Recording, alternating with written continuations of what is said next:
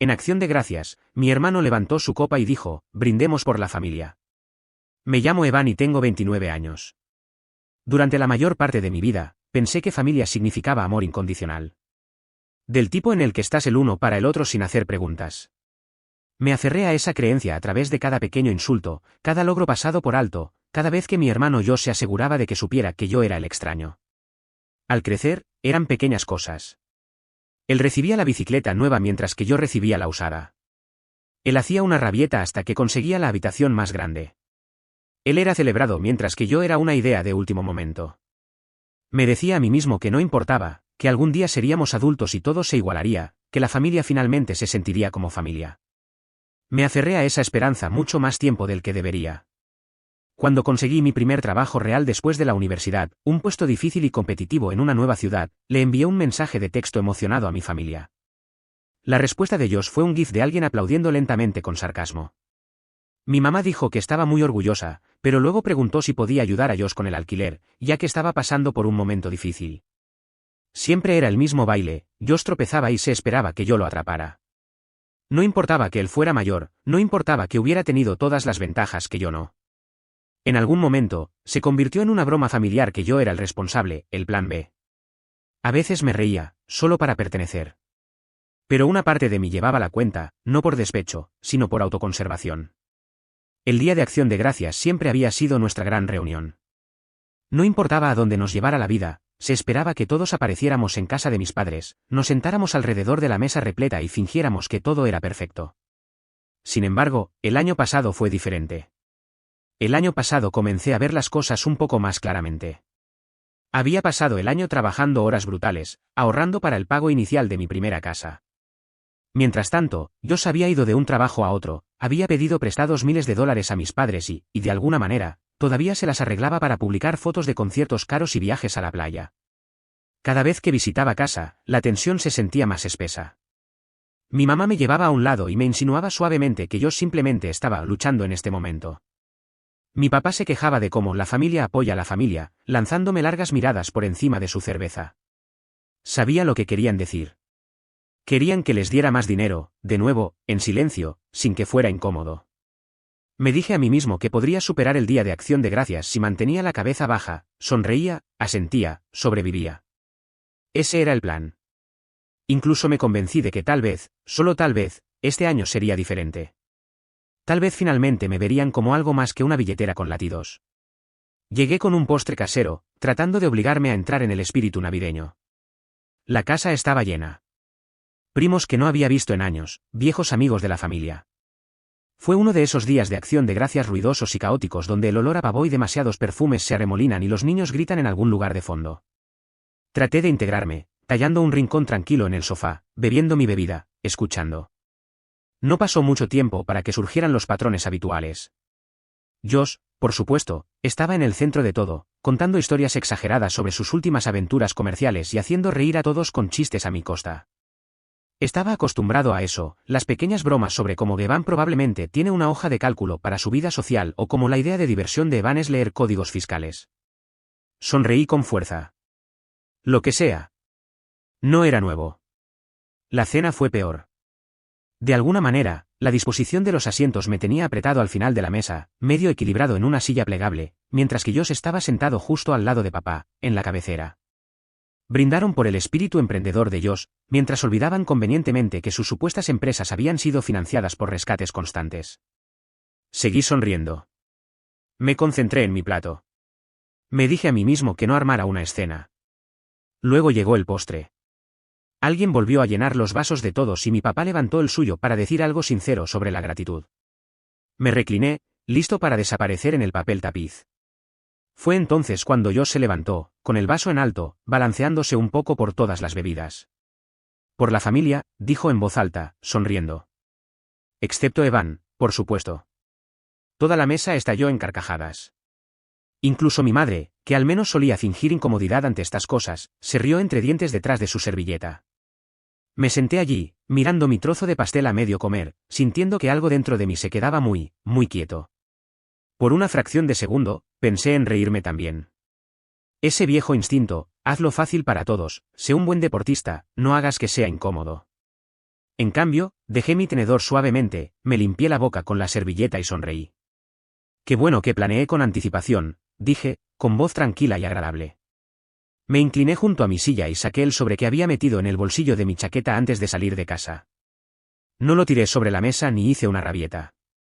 Simplemente lo puse delante de Josh, justo entre su vaso y su trozo de pastel de nueces a medio comer. Las risas cesaron. Josh parpadeó hacia el sobre, confundido, la bravuconería desapareciendo de su rostro. Levantó la vista hacia mí, sonriendo débilmente como si pensara que era una broma. ¿Qué es esto?, se rió entre dientes. Es un aviso, dije. Resopló y abrió el sobre. Todavía tratando de complacer a la habitación. Todavía tratando de mantener viva la broma. Observé cómo cambiaba su rostro. Primero confusión, luego un destello de preocupación, luego puro pánico. La habitación, una vez llena de risas fáciles y tintineo de vasos, se quedó en silencio. Todos los ojos se posaron en Josh mientras miraba el papel en sus manos, con la boca abriéndose y cerrándose como un pez jadeando por aire. Mi papá se inclinó hacia adelante, frunciendo el ceño. Mi mamá dejó su vaso un poco demasiado fuerte. En algún lugar de fondo, alguien dejó caer una cuchara. Josh finalmente levantó la vista hacia mí, con el rostro pálido. Tú no puedes hablar en serio, tartamudeó. Simplemente sonreí, lenta y tranquilamente, sintiendo que un peso se levantaba de mis hombros que ni siquiera me había dado cuenta de que había estado cargando durante años. No dije ni una palabra más. No todavía. Dejé que el silencio se extendiera, espeso e incómodo, toda la habitación prácticamente vibrando de tensión. Quería que lo sintieran, realmente lo sintieran, porque por una vez no iba a suavizar las cosas. No iba a rescatar a Josh. No iba a hacérselo fácil a nadie.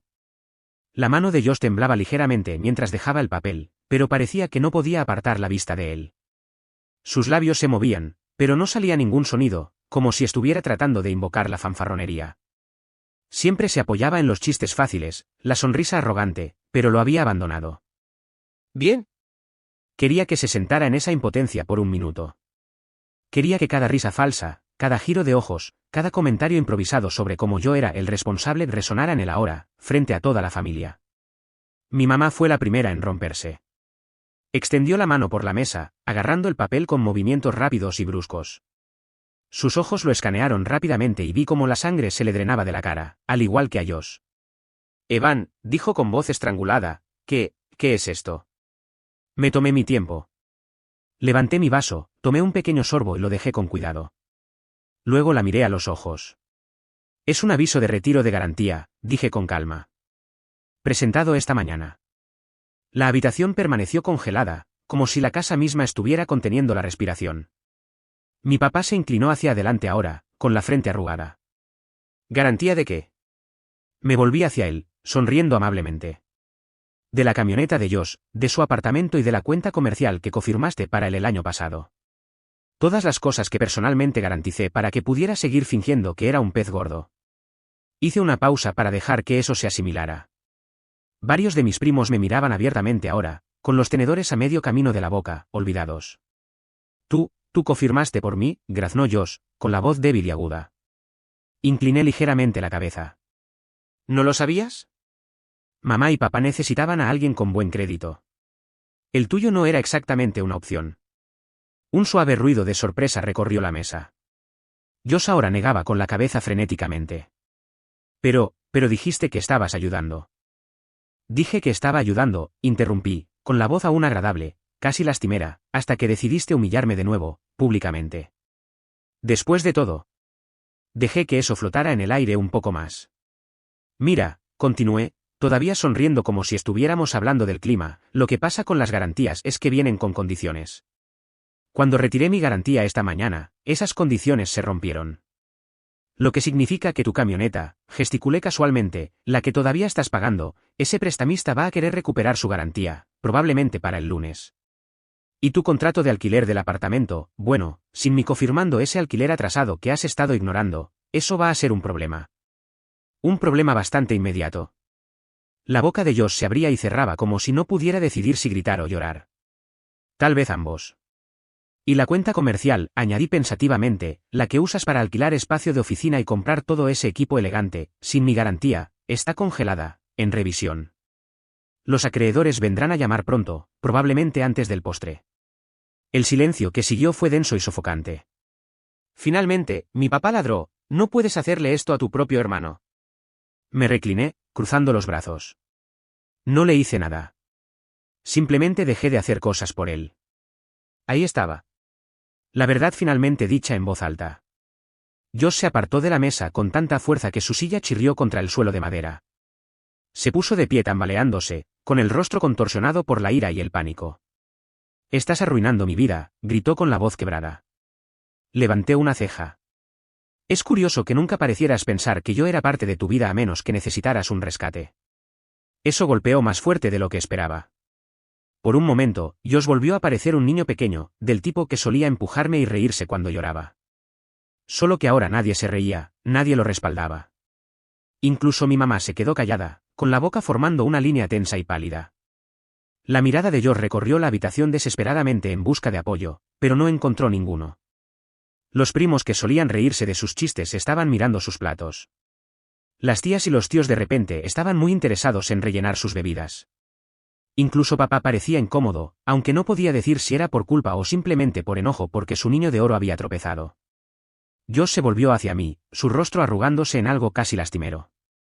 Tú no puedes simplemente dejarme colgado», dijo con voz entrecortada. «Tienes que ayudarme a arreglar esto». Volví a levantar mi vaso, girando el líquido oscuro distraídamente. «No tengo que hacer nada, Josh», dije en voz baja.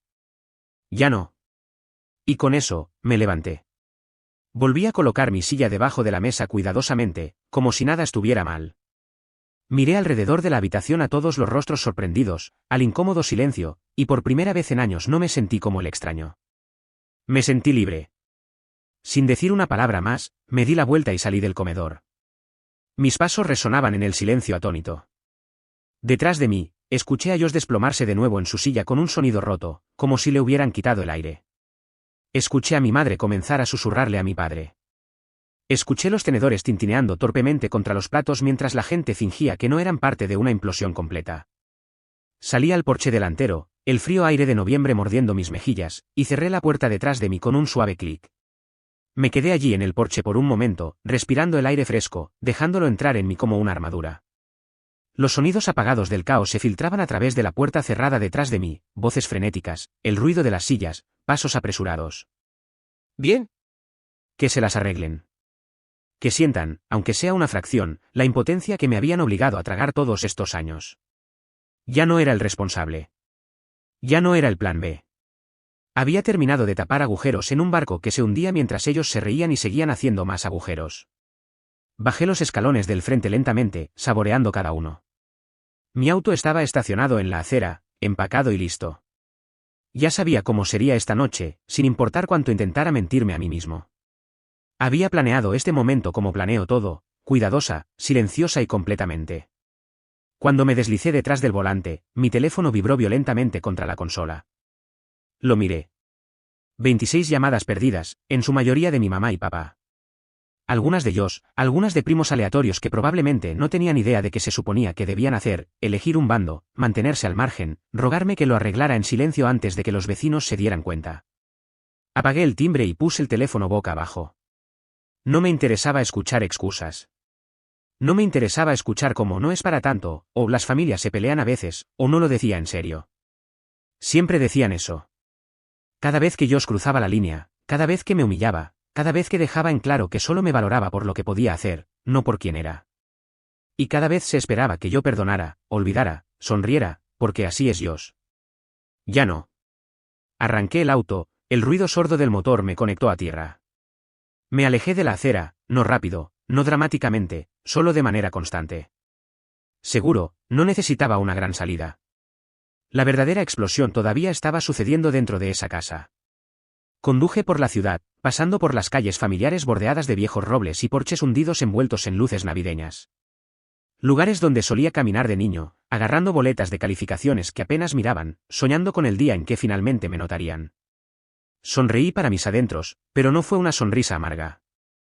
Fue algo más tranquilo, más fuerte. Me habían notado ahora. A unos 20 minutos de la ciudad, me detuve en una pequeña gasolinera y estacioné bajo las luces fluorescentes. Necesitaba comprobar algo antes de seguir adelante. Tomé mi computadora portátil del asiento del pasajero, la abrí en mi regazo y la conecté a mi teléfono. La conexión era lenta, pero no importaba. No tenía prisa. Tenía todo el tiempo del mundo ahora. Inicié sesión en el portal financiero que manejaba las garantías, las fianzas, los avisos legales. Revisé los registros lentamente, saboreando cada palabra, aviso entregado. Cuenta congelada.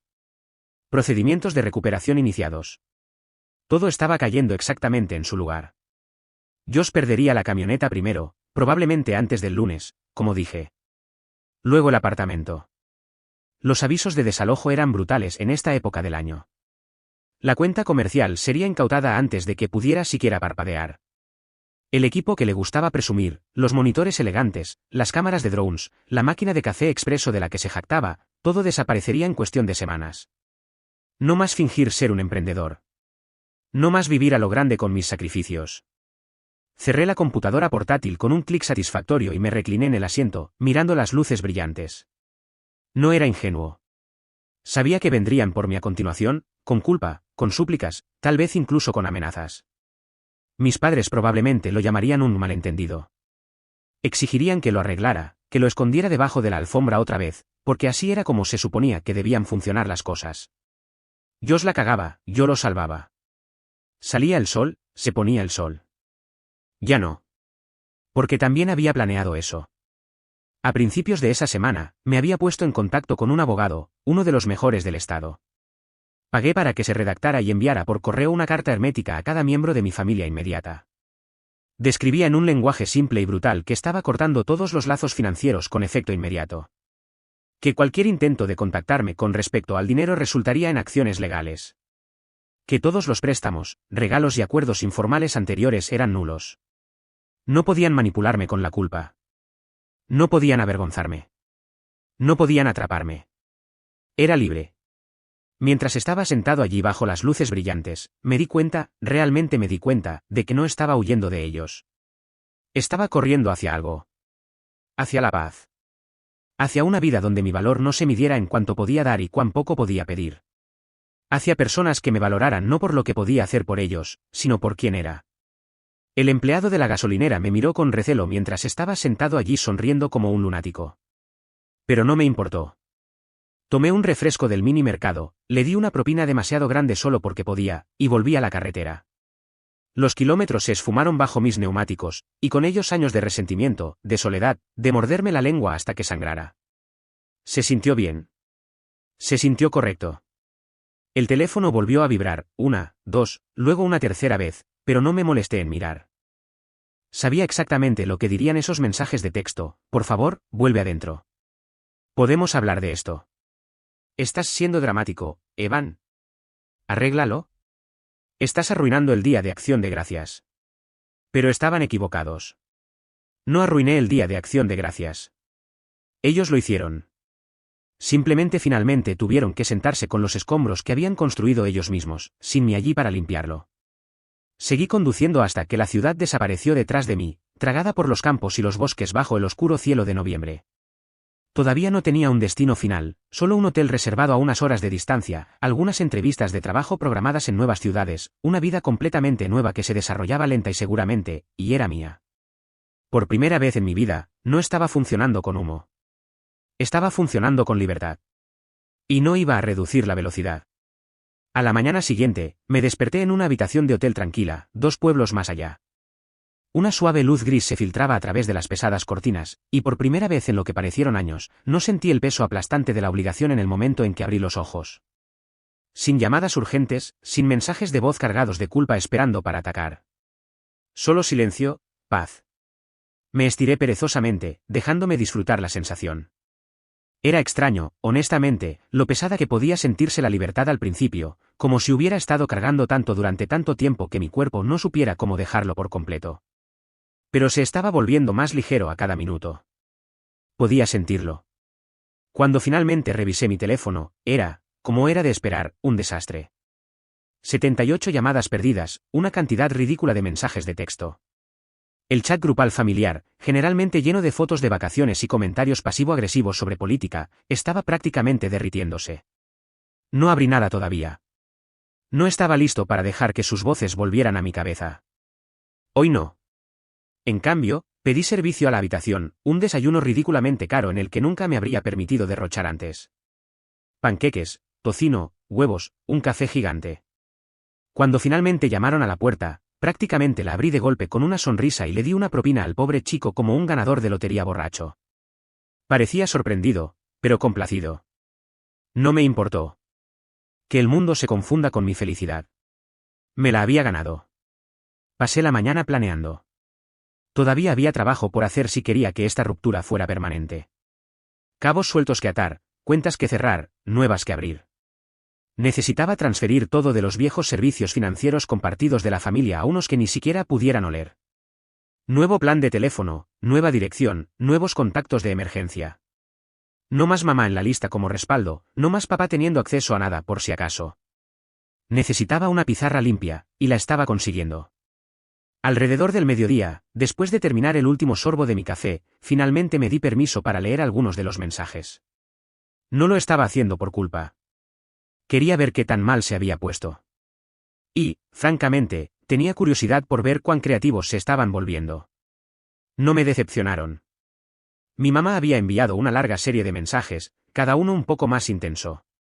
Primero vino la culpa: por favor, Evan, este no eres tú. Eres mejor que esto. Vuelve a casa y podemos hablar de ello.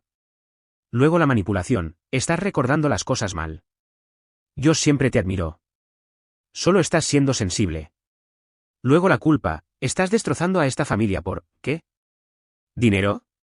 ¿Orgullo? Te criamos mejor que esto. Y finalmente la desesperación: si no vuelves y arreglas esto, Josh lo perderá todo. ¿Quieres eso en tu conciencia? El propio Josh había enviado mensajes de texto más cortos y enojados, más crudos, menos manipuladores: eres un pedazo de mierda egoísta. Después de todo lo que hicimos por ti. Espero que disfrutes del Día de Acción de Gracias solo, perdedor. ¿Crees que eres mejor que nosotros? No eres nada sin nosotros. En realidad me reí de eso. Una risa corta e incrédula que me sorprendió incluso a mí.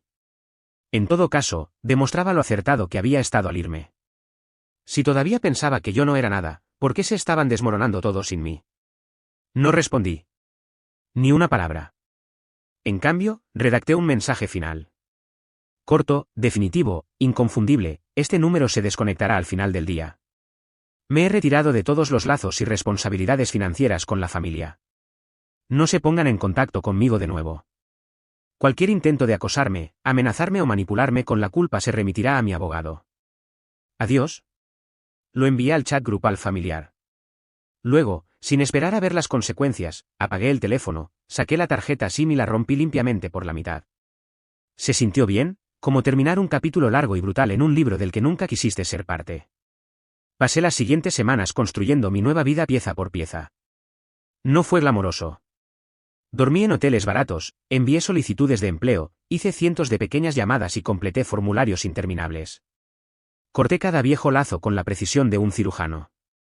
Cancelé el acceso de mis padres a mis registros médicos, los eliminé de mis contactos de emergencia, congelé mi crédito durante un mes solo para estar seguro, en caso de que a Josh se le ocurrieran ideas brillantes. Y lentamente, el ruido se apagó. Las llamadas y correos electrónicos frenéticos disminuyeron y luego se detuvieron. Nadie apareció golpeando mi puerta. No sabían dónde encontrarme. Era un fantasma en sus vidas ahora. Un fantasma que se llevó todo el andamiaje cuando desapareció. Una mañana fría y brillante de diciembre, me senté en un pequeño café en una nueva ciudad, a cientos de kilómetros de distancia, firmando el contrato de arrendamiento de un apartamento pequeño pero hermoso. No era mucho, pero era mío. Sin avalistas, sin deudas secretas acechando bajo la superficie. Solo yo, parado sobre mis propios pies. El arrendador deslizó las llaves sobre la mesa con una sonrisa. Bienvenido a casa, dijo. Tomé las llaves, sintiendo el frío metal contra mi palma, y por primera vez en mucho, mucho tiempo, realmente lo creí. Meses después, me enteré a través de un primo lejano, uno de los pocos que nunca me había tratado como un ciudadano de segunda clase, lo que había sucedido después de que me fui. La camioneta de Josh, de hecho, había sido embargada. Intentó montar una escena en el concesionario, gritando sobre lealtad y traición, pero no había cambiado nada. El complejo de apartamentos lo había desalojado en un mes. Intentó quedarse en casa de mis padres, pero las tensiones explotaron casi de inmediato. Resulta que, cuando Josh no estaba protegido por interminables segundas oportunidades y sacrificios silenciosos, ya no era tan encantador. El negocio se derrumbó, como era de esperar. Los acreedores se abalanzaron como buitres, apoderándose de todo. Escuché rumores de gritos, de Josh culpando a mis padres, de mis padres culpándose mutuamente, peleas feas que destrozaron la imagen de familia perfecta a la que se habían aferrado con tanta fuerza. Lo último que escuché fue que Josh vivía en un pequeño apartamento en una zona peligrosa de la ciudad, trabajando en un trabajo sin futuro que odiaba. Mis padres habían comenzado a vender activos en silencio para cubrir algunas de las deudas. El bote del que les encantaba presumir, el auto clásico de papá, el fondo de vacaciones que mamá había estado acumulando para un viaje a Italia, desaparecidos. Su niño de oro había caído. Y sin mí allí para recoger los pedazos, todos cayeron con él. No lo celebré. No realmente. Era justicia.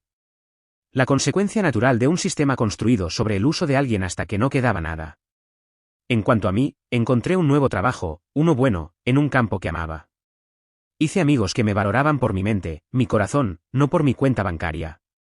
Viajé cuando quise, aprendí a cocinar recetas ridículamente complicadas solo porque me hacía feliz, comencé a dar largos paseos al atardecer sin que nadie me exigiera estar en ningún lugar ni hacer nada. Y cada día de acción de gracias, cuando el mundo zumba con charlas sobre cenas familiares y obligaciones, me siento junto a mi pequeña chimenea con el corazón lleno, sonriendo suavemente para mis adentros. No porque perdí a mi familia, sino porque finalmente me encontré a mí mismo. Y esta vez, nadie me lo quitaría. Nunca más.